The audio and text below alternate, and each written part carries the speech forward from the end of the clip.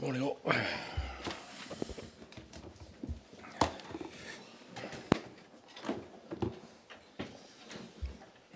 Morning guys, we'll start with the broadcast section with no embargo, followed by an embargoed section for 10:30 p.m. tonight. No live tweeting during the broadcast section, using microphone provided. Michael.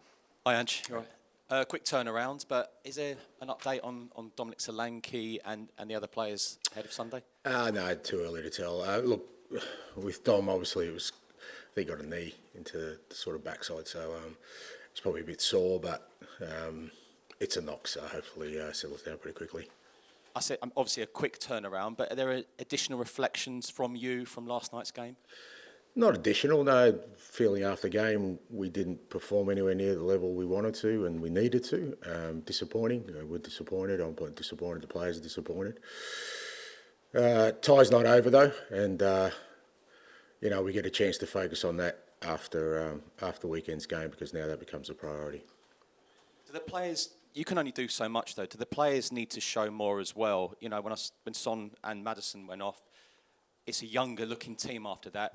Do you need a bit more leadership in there sometimes, do you feel? Look, I don't think last night was a matter of individuals. I thought as a collective we just weren't anywhere near the level we needed to be. And it's tough playing away in Europe. We knew that. The crowd sort of created a really good atmosphere for the home side. They obviously got the goal, which gave them some momentum. But like I said, last night was not about individuals. I think as a collective we were nowhere near the level we needed to be. Alkmaar have a free week, but that doesn't always work out in a positive way. You glad Spurs have got this game Sunday against Bournemouth? Obviously, it's going to be a tough game, but everyone goes on about how pivotal Thursday is for the whole season. But do you actually welcome this game? Let's get them back out on the pitch. Oh, look, I think we definitely need another game to sort of get the squad to where we needed to get to, and again, gives us an opportunity to get some more game time into certain guys. And look, last night's disappointment, the best way to sort of put that to one side is to perform well on the weekend. Our league form hasn't been too bad over the recent period and we want to continue that. Whilst obviously the Europa League is a massive emphasis for us, I still want us and we still have a real desire to move up the table and get that opportunity on Sunday. Hi Ange, can I just check on Ben Davies? Could he be back for Sunday's game? Not really sure. He's training. He's actually training at the moment, so we'll see how he feels. He's definitely progressed and he feels good, so see how we go next 24, 48 hours. He's a chance, but we'll see how it goes.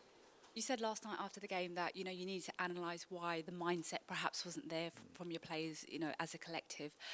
How important will the mindset be? How important perhaps will the performance be as much as the result on Sunday in terms of linking to that game against Alkmaar? How much of a knock-on effect could that game on Sunday have? Yeah, I think it's important. It's obviously the results, the kind of ultimate ambition for the weekend, but performance is important. I think it's fair to say it's our inconsistency. Our best and our worst this year has had too much of a gap, and we've certainly been really good at times, but like last night, we've been poor at times this year, and we paid a price for that. And we need to rectify that and try and get a bit more consistency in performance, which then I think will reflect more on the results. But we need both a good performance and a good result on the weekend. Like I said, look, the Alkmaar game, as poor as it was, the reality of it is it's 1-0. We've got them at home next week. We can focus on that after the Bournemouth game, but right now that's got to be our priority. We didn't see Mickey van der Ven or Christian Romero feature yesterday. How much are they in your thinking for Sunday's match? Yeah, they're a chance. Look, to be honest, when I saw the pitch the night before, I pretty much made up my mind I wasn't going to risk them last night. It wasn't a great pitch. It wasn't steady underfoot, and it wasn't a game where I thought I needed to kind of expose them. But a couple extra days training and recovery, and hopefully both are in line to feature. George. Angelo, can you just clear up what happened with Vicario at full time? Because there's a video going around on social media of him sort of waving, and some fans aren't happy. And I just wondered if you'd spoke to him, if you've got your own take on what happened at full time whistle with him. Vic is very, very passionate about this football club. He's very passionate about what we're trying to do here, and he wants to win, and he wants everyone on board with that. And if people think there is one bad or vindictive bone in Vicario's makeup, they don't know the man that I do. The guy's one of the purest human beings you could ever come across, mate. So whatever he does where he thinks is best for the team, best for this football club, because he really cares. You mentioned looking for some consistency. I just wondered, we're so used to free-flowing football under your team. Last few matches probably hasn't been like that. Can you put your finger on why that's happened? Yeah, look, I think if you take away, we did beat Ipswich 4-1 a couple of weeks ago. Second half against City, we were really, really good against a very good team. So, but when you're inconsistent like we are, people pick moments and invariably look at your lowest points as a reference point. So if you look at last night, yeah, no, that was nowhere near, as I've already said, nowhere near the level we need to be. We've had that kind of performance a few times this year, and like I said, it's what's cost us more than anything else, the inconsistency, and we need to rectify it. Just a word on Bournemouth, they're having a good season. What have you made of them? Yeah, they've been really good. They were good last year too. Donny has a real distinct way of playing. They're really aggressive with their football, both with and without the ball, and they've got some very good players who are developing under them. So good challenge, and for us, as I said, a real clear sort of objective that we need to play well if we want to get the result we want. Thank you. Thanks, Mr. James, please. Hi, Ange.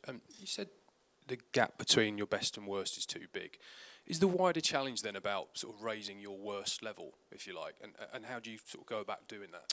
No, it's just about, like I said, consistency in performance, so that it's not just about sort of raising our worst level. It's just about, like I said, understanding the different challenges each game poses and making sure we're prepared for that. Look, some of our inconsistency has come from the fact we haven't had a consistent lineup, so that you bear that in mind. But at the same time, I still feel last night was not kind of a reflection of where we are from a squad perspective.